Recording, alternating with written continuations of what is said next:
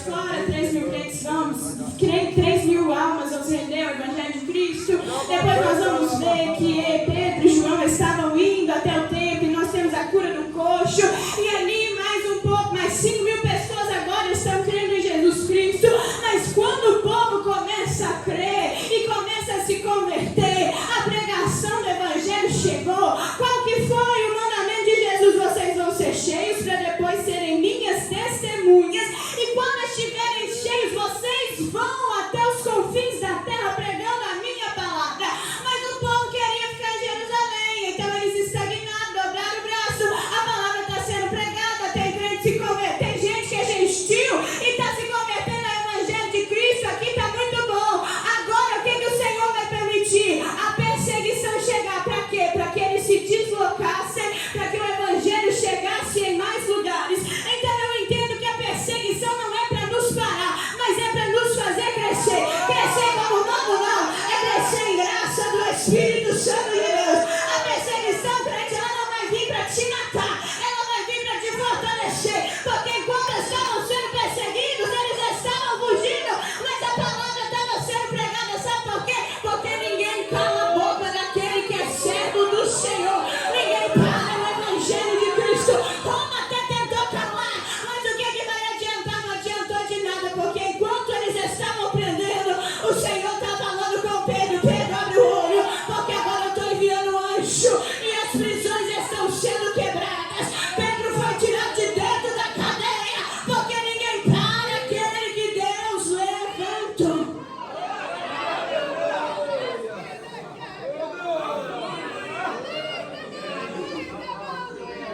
E agora o Evangelho tem que se espalhar. Capítulo 5, nós temos um episódio de Ananias e Safira. Espera um pouquinho que nós já vamos chegar em Romanos. Eu não esqueci deles não, tá? No capítulo 5 de Atos dos Apóstolos, nós temos Ananias e Safira. O que é isso? É aquele casal que mentiu para o Espírito Santo de Deus. Nós temos Ananias levando a oferta e mentindo para Pedro, falando assim, não, o valor da oferta foi esse. Depositavam aos pés dos apóstolos. E Pedro está olhando e está falando, esse valor mesmo. Tem gente que mente que nem vê. Ele continua confirmando a mentira e eu tenho raiva de crente que é mentiroso. Ananias estava perante os apóstolos, a igreja estava crescendo e eles cresciam em comunhão, no partir do pão, vendiam seus bens, levavam aos pés dos apóstolos para que fosse repartido para quem não tinha nada. E agora a igreja crescia, perseverança, amor, e o povo ainda está olhando. Ananias está levando, mentindo para o Espírito Santo de Deus, e quando ele é questionado, ele vira e fala assim, que é isso? É por esse valor que você vendeu? Foi por esse valor. Eu vou falar o que Deus está mandando eu falar.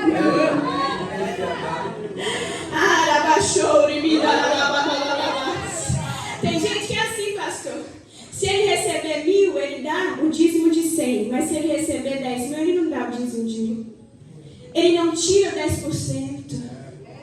E se você for questionar, não, é isso mesmo. Aí Deus está te vendo, não é o valor, mas é aquilo que você faz de coração. Até porque lá atrás, com Caim e Abel, o que o Senhor fez? Recebeu de Abel, de Caim, rejeitou, porque não é a quantidade, mas é o valor que está no seu coração.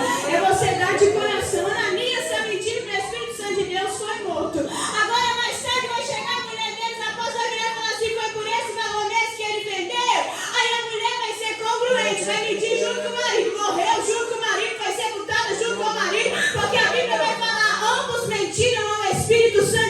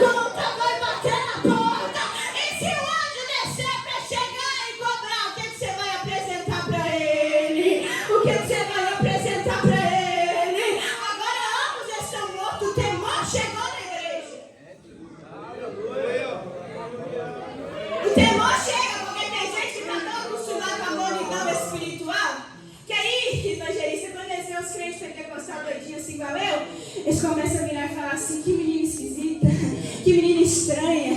E agora o temor vai chegar, por quê? Porque Deus não deixa os seus enganados. Aí ele começa a abrir, aí abre o leque da visão espiritual, e aquele que não estava vendo agora passa a ver.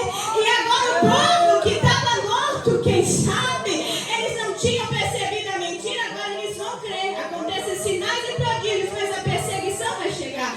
Nós temos então a escolha dos sexos no capítulo 6. Estevão diante do sinédrio, lá no capítulo 6, no versículo 8.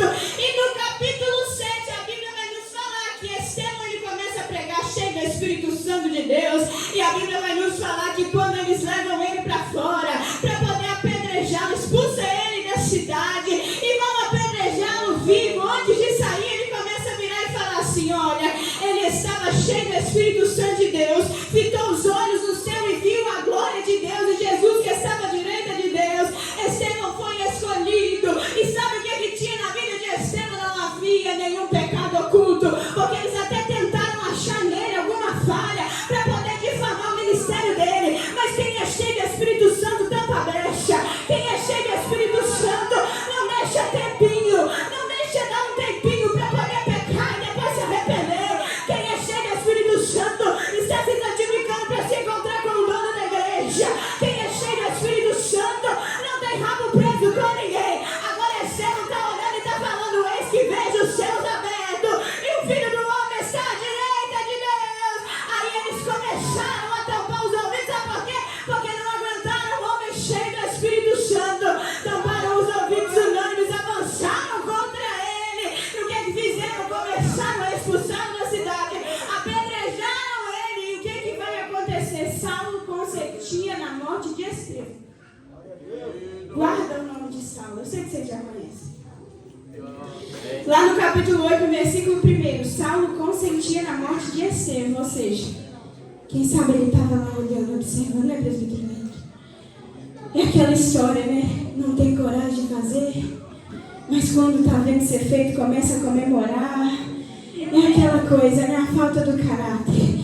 Agora, Paulo consentia na morte de Estevão, mas Deus teve um encontro com esse tal de Estevão. Paulo consentia na morte de Estevão e Deus teve um encontro com esse tal de Saulo. A Bíblia vai nos falar que no capítulo 9, estando ele indo para Damasco, respirando ainda ameaças e morte contra os discípulos do Senhor, dirigiu-se ao sumo sacerdote e lhe pediu cartas para as sinagogas de Damasco. Ou seja, Paulo ele tinha o poder de mandar matar, tinha o poder de mandar prender. Prender por quê, irmã Yasmin? Porque eles adoravam ao nosso Senhor e Salvador Jesus Cristo. Paulo agora está em uma visão a qual ele achava que o evangelho não era verdadeiro, que tinha que manter a regra do judaísmo.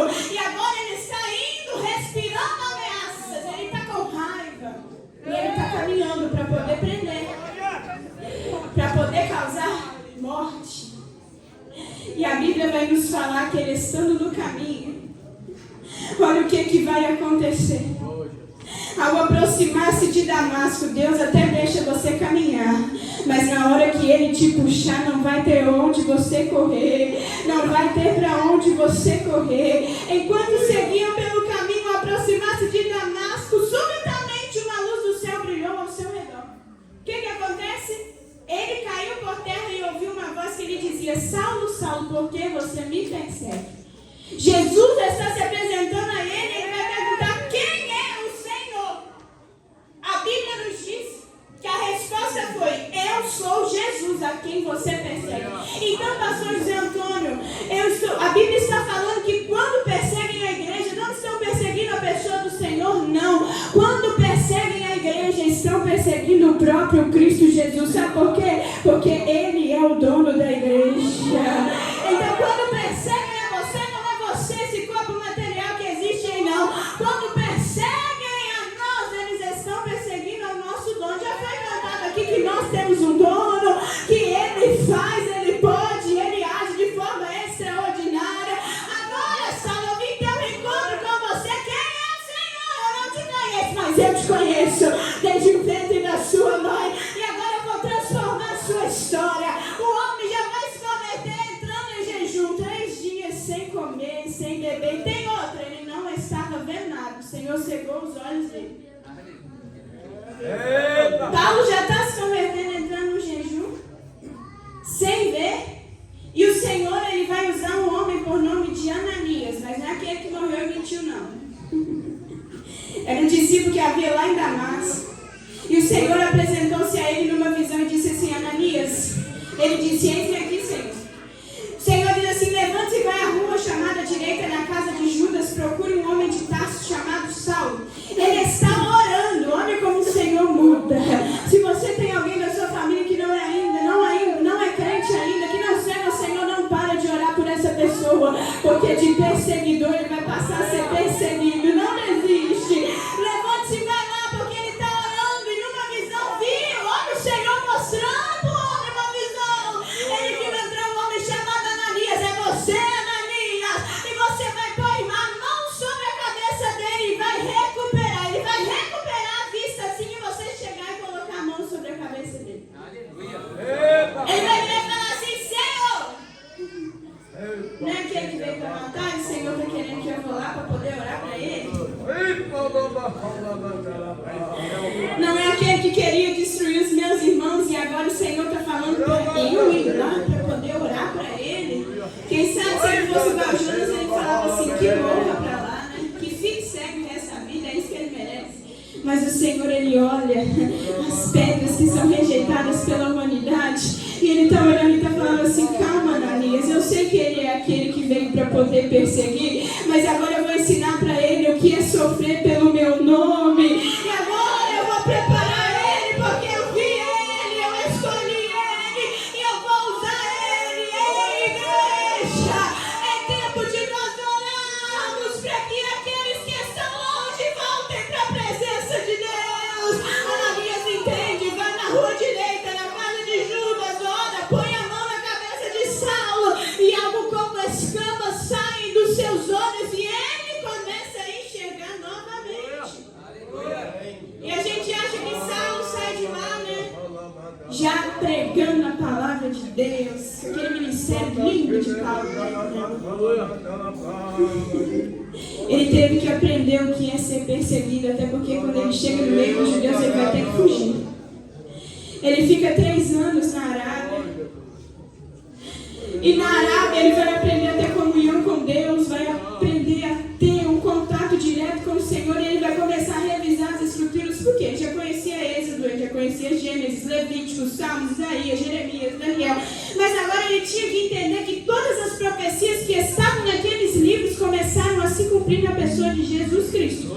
Então agora nesses 3 anos que Paulo está na Arábia, ele vai ter que aprender a ser crente, porque tem gente que está na igreja, mas que não é crente ainda. Vocês sabiam disso, né? Tem gente que até participa, né, que está envolvido, mas não tem compromisso. Tem gente que até vem para bater ponto, mas ainda não é cristão de verdade. Cuidado que Deus vai te levar para a Arábia. E lá no deserto você vai ter que aprender ao que é servir ao Senhor de verdade. Porque Paulo está sendo enviado para lá. E o Senhor está falando: vai que eu vou te preparar. Mas antes de você chegar, eu vou ter que moldar o seu caráter. 3 anos esse homem vai ser preparado lá. Agora ele volta para Damasco. E lá em Damasco ele vai ficar um período. Mas a Bíblia nos fala que os judeus decidiram matá-lo. Ele foge descendo do muro. E depois desse tempo ele vai para Jerusalém. Após 3 anos de conversão,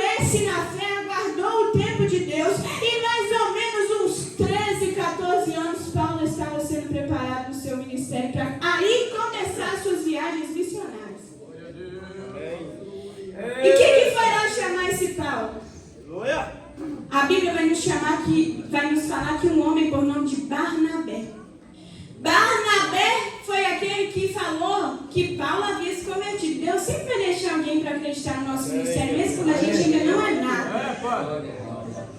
Não que nós vamos ser alguma coisa no dia, não, porque é tudo a graça dele. Mas sabe quando você está lá no fundo do poço, que sempre vai ter aquele que vai te dar a mão, vai virar e falar assim, não, você vai conseguir porque Jesus está contigo nessa prova.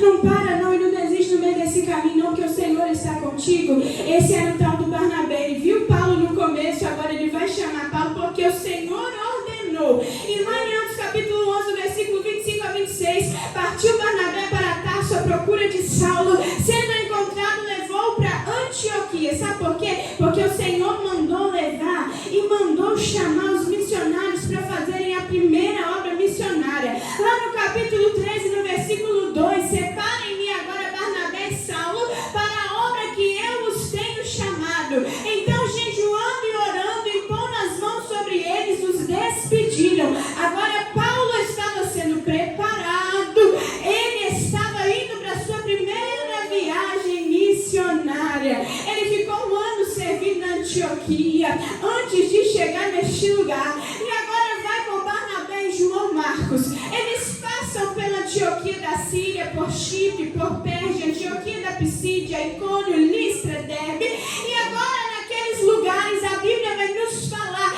que várias coisas extraordinárias vão acontecer. Lá no capítulo 13, no versículo 13, acontece algo que eles não gostariam que acontecesse, que foi o tal do João Marcos desistir no meio do caminho e voltar e ir embora. A Bíblia vai nos falar que por conta de João Marcos, que desistiu no meio do caminho, lá na frente vai haver uma desavença com Barnabé e com Paulo. Por quê? Porque Barnabé queria pegar João Marcos, que é o mesmo escritor do Evangelho de Marcos, e levar ele novamente para as missões, mas Paulo está olhando e falando assim, Barnabé, ele desistiu no meio do caminho. Quem sabe não estava ainda preparado para essa obra que é pesada. Porque missão não é para quem quer, é para quem não quer mesmo, para quem está fugindo. É aí que o Senhor nos pega, né? Paulo está olhando e está falando assim, olha, ele desistiu, agora não é nisso que ele vai conosco no caminho. Nós temos que voltar para visitar os nossos irmãos. E como que nós vamos levar ele? Não tem como. A Bíblia então vai nos falar que há uma desavença entre Paulo e Barnabé, eles se separam e Paulo vai continuar o seu caminho ali, iniciando a sua segunda viagem missionária. Capítulo 15 ao capítulo 18, ele vai levar Silas, ele vai levar Timóteo, ele vai levar Lucas. E agora a Bíblia vai nos falar que quando estes homens estavam caminhando, porque a obra não pode parar, João Marcos foi para o outro lado com Barnabé, porque a obra não pode parar. Mesmo havendo a desavença, o Senhor está mostrando, eu uso um lá, eu uso um aqui, eu uso um no norte, eu uso um no sul, porque a obra de Deus não pode parar. E ela não se limita apenas a uma pessoa. Agora Silas, Paulo e Lucas estão caminhando. Leva agora o jovem Timóteo, circuncidam o jovem Timóteo, porque o povo não iria aceitá-lo. Agora eles estão caminhando. A Bíblia vai nos falar que Paulo tem uma visão e um irmão mandar pedir para que eles chegassem até a Macedônia. A Bíblia então vai nos falar que eles estão descendo. Ele vai para Filipos e ali tem a conversão de Lídia, aquela vendedora de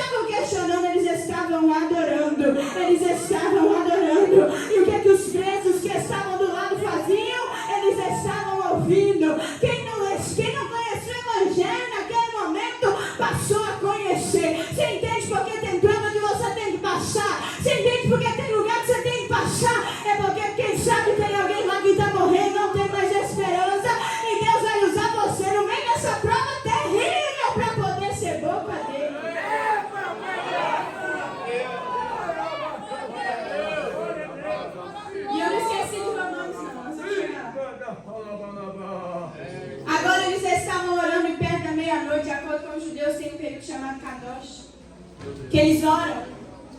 E à meia-noite desce um anjo. E esse anjo leva as orações para o alto e recolhe. E agora, nós estamos vendo que Paulo e Silas orando e cantando louvores a Deus perto da meia-noite. Houve um terremoto, que os alicerces da prisão não se conderam. O diabo achou que ia te aprisionar, que ia parar seu ministério. O Senhor está olhando e está falando assim: somente adora no meio dessa prova, porque você vai ver o que eu vou fazer. Somente adora no meio dessa prova. Somente adora, porque eu vou me revelar a você. Perto da meia-noite, cantando, orando, hinos ao Senhor. Foi nesse período que o anjo da morte passou pelo Egito e não entrou na casa, a qual tinha a marca do sangue do Cordeiro em suas portas. Foi perto da meia-noite que o Senhor enviou um terremoto e os alicerces da prisão não se conderam. Perto da meia-noite, as virgens que estavam preparadas entraram para o casamento com o noivo. É perto da meia-noite que o Senhor operou sinais da Bíblia. Perto da meia-noite ouviu-se o terremoto, estrondou muito grande. Os portões se abriram, os cadeados foram quebrados por quem? Por uma mão, por aquele que está lá no alto, aquele que está lá no alto, aquele que está lá no alto, aquele que está lá no alto. Estou sentindo a graça dele aqui nesse lugar. Aquele que está lá no alto, desceu na terra. Ele é varão de guerra, não é? Forte e poderoso, todo poderoso. Ele desce, ele desce, ele desce. O carcereiro tentando se matar, achando que fugiu. Ele grita: estamos todos aqui. Eles são levados para casa do carcereiro. O carcereiro cuida das suas feridas. No outro dia, os magistrados vêm pedir desculpa. Eles são liberados da prisão, porque não tem prisão que cerca o adorador. Não tem prisão que para aqueles que têm vida com Deus. Não há prisão que possa nos parar. E agora eles seguem continuando a caminhada. Paulo e Silas vão para Bereia, chegam em Atenas. E lá em Atenas há um concílio chamado de Concílio Ateniense. Lá no Areópago, Paulo começou a pregar. Vocês vão entender por que o Areópago é tão importante nesse contexto. O Areópago foi responsável por Paulo escrever Romanos, mas não apenas Romanos, e não somente o Areópago, mas também toda a bagagem ministerial que ele já estava carregando. Mas também a carta de 1 Coríntios, até porque lá em Corinto, Paulo ele escreve Romanos, e a gente já está chegando, entrando lá no contexto de Romanos.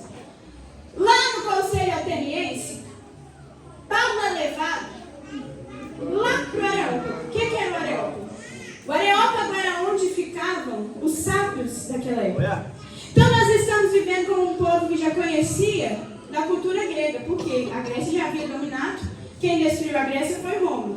E agora o povo já conhecia a mitologia grega, já adoravam outros deuses. Então eles já tinham a cultura do Aristóteles, eles já conheciam Zeus, Hércules, Pitágoras. E lá no Areópago eles levam Paulo, porque eles viraram e falaram assim: tem um charlatão no meio da praça, e esse charlatão está falando umas coisas que nós não conhecemos. Até porque Paulo, quando chega lá em Atenas, ele vai começar a bater o olho, porque ele era observador, e ele olha que lá tinham vários altares, e no meio de um desses altares tinha um altar assim chamado ao Deus desconhecido. Paulo não era bobo nem nada. Ele começa a pregar lá na praça, leva ele para o Areópago. É igual a gente chegar no estádio de futebol, agora o povo é tudo incrédulo, não conhece Deus, e começar a pregar para aquele povo. Eles estavam curiosos, querendo saber o que Paulo falava. Leva ele lá para cima, e lá no Conselho Ateniense eles discutiam acerca daquilo que iria acontecer. Então eles sabiam de ciência, de cultura, eles falavam acerca daquilo que estava acontecendo. Então aqueles que eram curiosos, eles iam todos para aqueles lugares.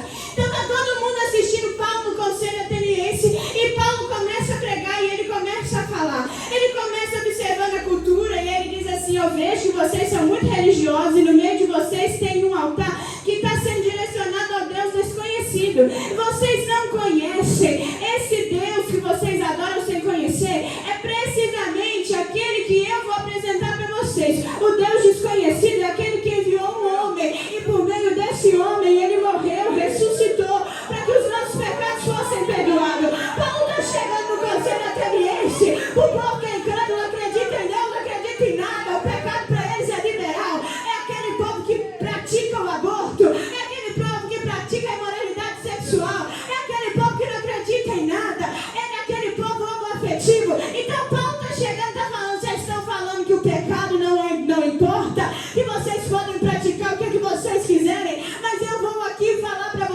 Deus desconhecido é aquele que vai vir como juiz para poder julgar os atos de vocês. O Deus desconhecido é aquele que vai vir e agora ele vai se manifestar. E se manifestou o poder de um homem sem pecado que levou os nossos pecados, morreu por nós e ressuscitou.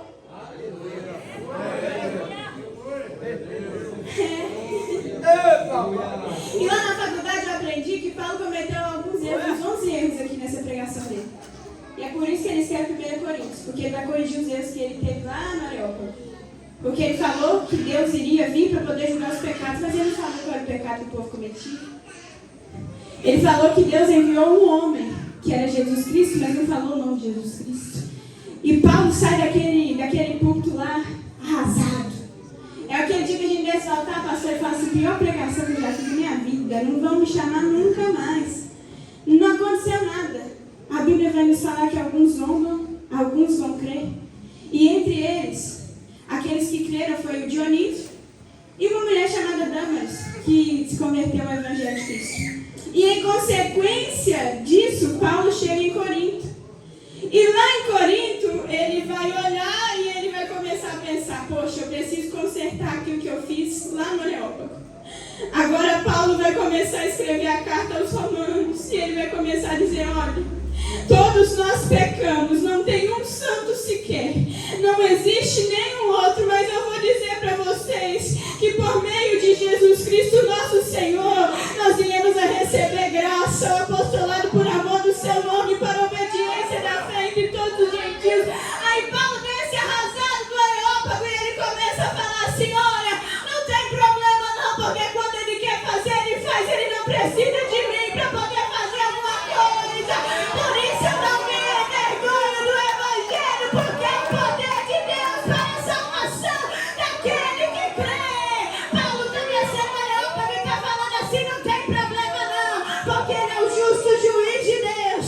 Ele é aquele que faz, ele é aquele que pode. Concluímos que nós somos salvos mediante a fé.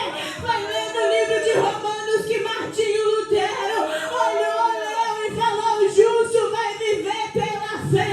Ali começou a reforma protestante.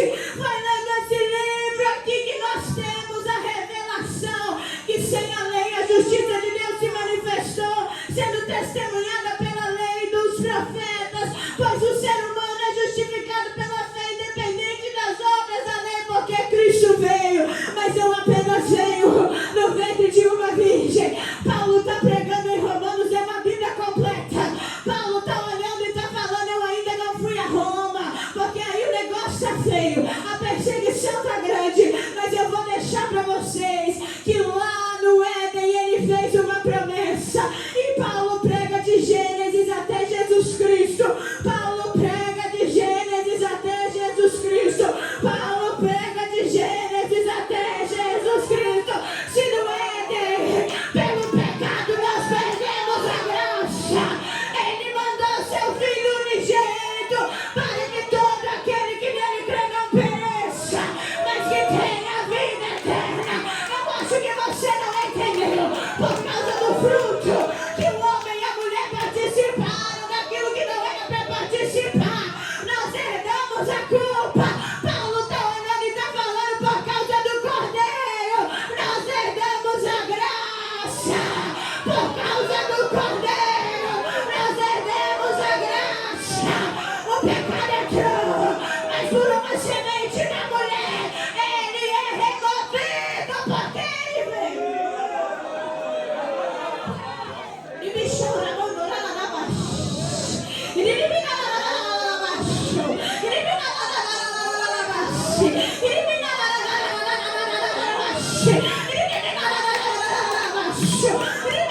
baixo. E me lá na baixo.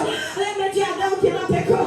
Agora nós não fomos destituídos da graça, porque ele morreu por nós. Capítulo 8, quem vai nos separar do amor de Cristo Jesus? E foi ele que morreu por nós. Que diremos, pois, diante dessas coisas? Se foi ele que se entregou para nós, será tribulação, não vai ser. Serão os anjos, não vão ser. Serão os demônios, a perseguição, a tribulação. Não estou certo de que nem anjo, nem demônio, nem principado, nem potestade, nem mal algum deste século dos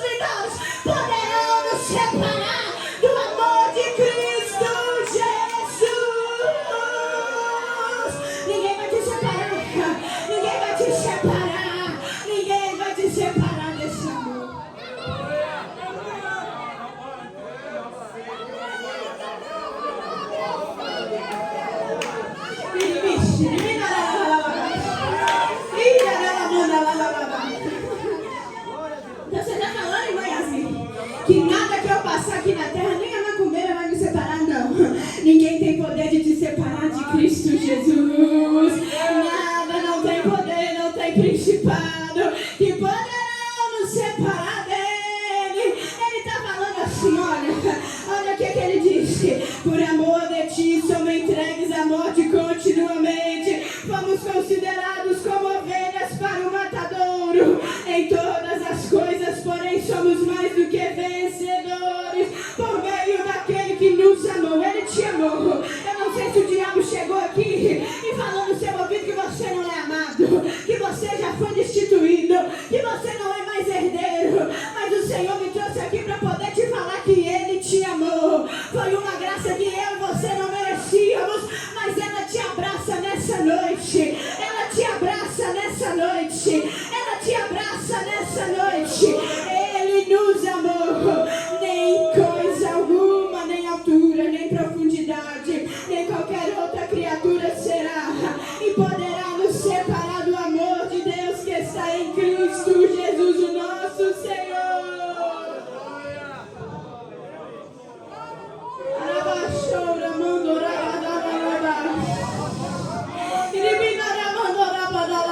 Ele vai começar a lembrar no capítulo 9 que Deus amou seu povo de uma forma tão extraordinária que Sarai era estéril, mas o Senhor deu um filho para ela chamado Isaac. E por meio de Isaac se casou com Rebeca.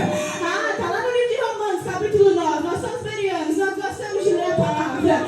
Aí ele vai começar a dizer assim: Rebeca, ao conceber não somente um filho, mas concebendo dois, Jacó e Esaú, a Bíblia vai nos falar que o que? Antes deles nascerem, os meninos estão no ventre, começa um reviravolta dentro do ventre da Rebeca, que não podia gerar, porque era estéril. A Bíblia vai nos falar que o Senhor vai virar e falar assim: Rebeca, há uma promessa para esses meninos. E sabe o que eu vou te dizer? É algo que contradiz a lógica humana. Sabe por quê? Porque vai vir o maior e vai vir o menor, mas o maior servirá ao menor. Que é isso, irmã Yasmin? É porque no céu é assim, não tem a lógica como a lógica humana. O maior vem Esaú, vem Jacó, a bênção está sobre Jacó. Jacó vai se casar com Raquel, mas não apenas com Raquel. Antes de se casar com Raquel, trabalha 7 anos, seu tio Labão vai dar para ele a tal da Lia. Casa com a Lia, essa era a mulher que ele amava, agora mais 7 anos trabalhando, ele vai se casar com a tal da Raquel.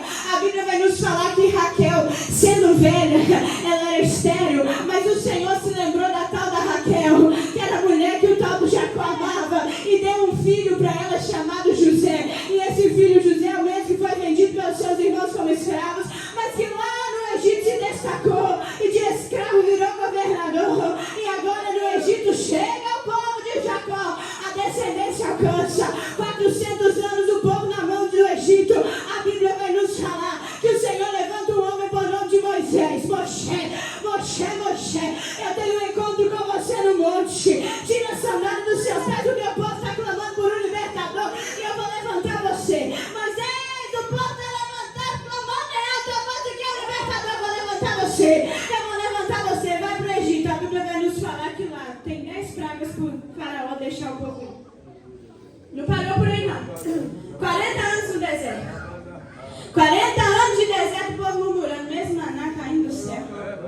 Quando estava muito quente, porque era deserto, o Senhor mandava a sombra do Altíssimo, o povo não morria de calor. E tinha um porém, no deserto é frio à noite. Sabe o que ele fazia? Mandava coluna de fogo para o povo não morrer de frio. E agora aquela geração não conhece e não entra na terra prometida, mas Josué vai ser levantado por Deus e vai ser levantado para levar o povo para dentro da terra prometida. Mas ele não chega de qualquer jeito, até porque Jericó estava tomada pelos inimigos. O que ele faz, Josué? Você vai fazer o seguinte: 7 voltas, 7 dias, tocando os instrumentos, a arca da aliança indo à frente, os levitas vão indo atrás.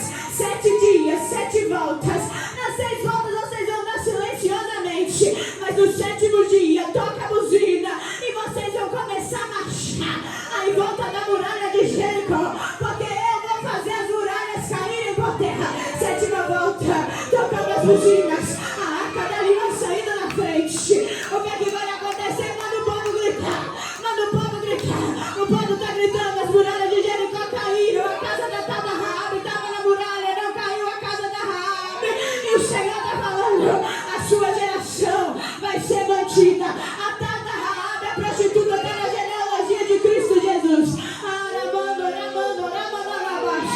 Paulo está orando e está falando, olha, Deus é o Deus que tem misericórdia, tem compaixão, mas é o Deus de justiça. Ele é aquele que disse lá em Isaías, ainda que o número dos filhos de Israel seja como a areia do mar, o remanescente será salvo, porque o Senhor cumprirá a sua palavra sobre a terra de forma breve e plena.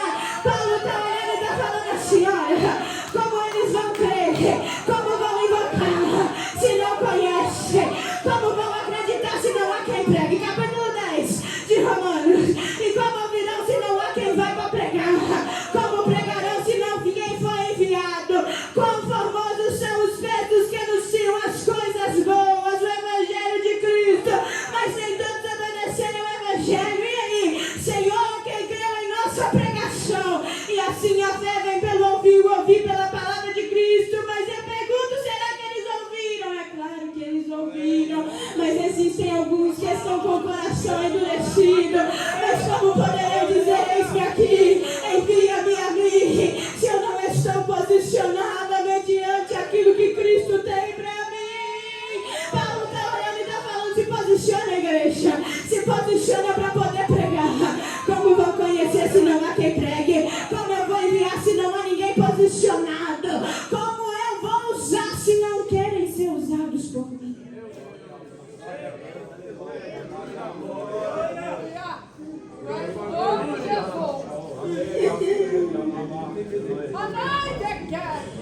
A voz dele se espalhou por toda a terra. E as palavras deles alcançaram os confins do mundo. O Evangelho tem que ser proclamado a toda criatura.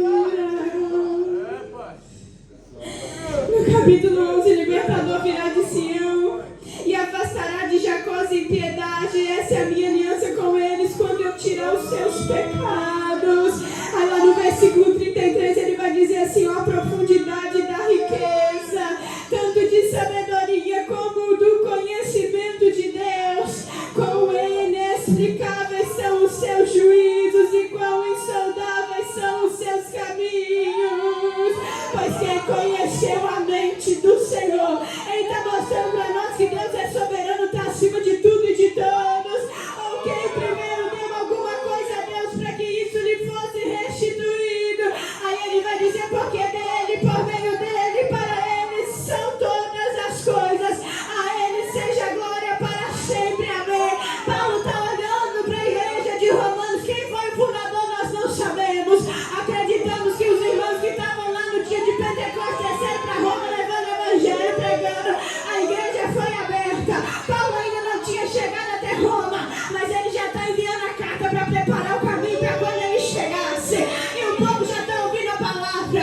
Até porque naquele grande dia não vão dizer, ninguém pregou porque pregaram, ninguém me disse porque te disseram. Aí ele vai falar, Romanos, lembrai-vos. Para quem Deus pediu conselho quando foi criar o homem?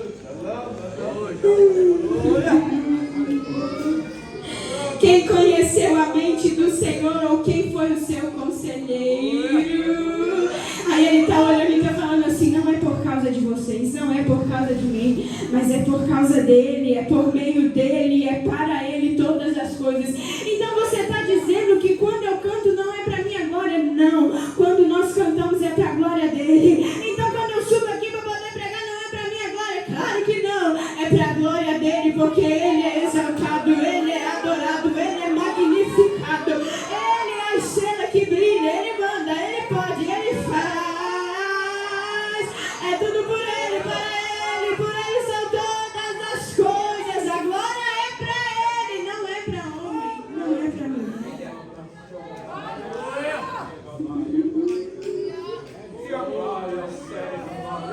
Portanto, irmãos, capítulo 12, pelas misericórdias de Deus, peçam que ofereçam o seu corpo como sacrifício vivo, santo e agradável. Paulo está olhando para o povo que é acostumado a adorar. Seu Domiciano, que lá em 90, depois disso, vai viajou para ir de Paris. O que eles faziam? Roma queria adoração. Os imperadores queriam adoração para si. Então, o missionário Cristina, ele está olhando para um povo que é acostumado com a idolatria. E se eles dessem o seu corpo aos deuses estranhos, Paulo está olhando e está falando agora aqui no Evangelho é diferente. Porque agora vocês não vão entregar o carneiro, não vão entregar cabrito, não vão entregar bode, não vão entregar pombinha, não vão entregar rolinha. Vocês vão entregar o seu próprio corpo como sacrifício vivo, santo e agradável a Deus. Aí ele vai dizer assim, este é o culto racional de vocês. O que eu aprendi? Que o culto não é vir para receber, mas primeiro é oferecer. Então eu aprendi que para eu receber do céu, primeiro eu tenho que oferecer para Ele. Então antes dele me dar, eu tenho que o quê? Oferecer a Ele. Lembra de Elias, quando estava no Monte Carmelo? E lá no monte ele desafiou os profetas de Azerá e os profetas de Baal. 850 profetas estão se cortando, dilacerando, entregaram ali a oferta para que os seus deuses recebessem. O que ele está olhando e está falando? Primeiro eu vou pegar as 12 pedras, eu vou consertar o altar. E agora com esse altar consertado eu vou cavar uma vala. Ao redor da vala eu vou colocar água e vou colocar lenha, vou colocar oferta. Ó Deus de Israel, manifesta que tu és Deus sobre este povo, manda fogo do céu. O fogo desce porque Elias consertou o altar. O culto racional é com o altar consertado. O nosso sacrifício vivo, com a nossa alma preparada para receber. Porque não adianta vir para participar do tato para receber. Ele não vai invadir sem você deixar ele entrar. Não. Esse é o culto racional de vocês. Conserta primeiro dentro. Porque não adianta camuflar. Tem muita gente assim, camuflando. O véu do tempo já foi rasgado de alto a baixo. E ele vai dizer assim, ó, para acabar. E não vivam conforme os padrões deste mundo, mas deixe que Deus os transforme pela renovação da mente, para que possam experimentar qual é a boa, agradável e perfeita vontade de Deus. Paulo está olhando para os romanos e está falando, eu estou quase chegando aí em Roma, mas agora eu não posso. Mas eu vou dizer para vocês, não vivam conforme os padrões deste mundo. Se o mundo está vindo numa direção, a igreja está indo na contramão. Se o mundo está colocando as suas leis que vão contra aquilo que Deus diz na sua santa escritura, o que a gente faz? A gente não aceita, porque nós não vivemos conforme os padrões deste mundo. Mas quando nós somos transformados, nós somos transformados pela renovação da mente. Para quê? Para que nós venhamos experimentar qual é a boa, agradável e perfeita vontade de Deus. Aqueles que esperam aplausos do mundo não vão ganhar aplausos de Deus. Aquele que está querendo andar em consonância com o mundo não vai agradar a Deus. Sabe por quê?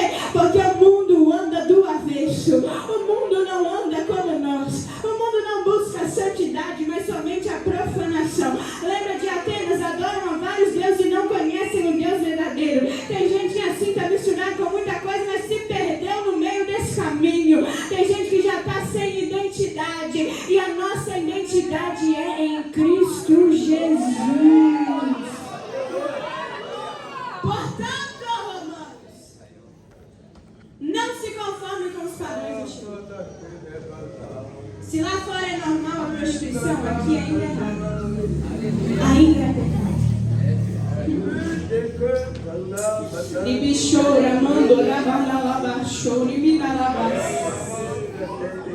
As relações ilícitas fora do casamento ainda é pecado, tá? A prostituição é pecado. Mas eu não estou na prostituição porque é só a prostituta que faz, não. Você está fazendo de graça. Continua sendo pecado. Paulo está olhando e está falando, romanos, o negócio está tudo errado, mas vocês não vão se misturar com essa imundícia. Romanos, o negócio está tudo do avesso, mas vocês vão continuar obedecendo a santa, perfeita e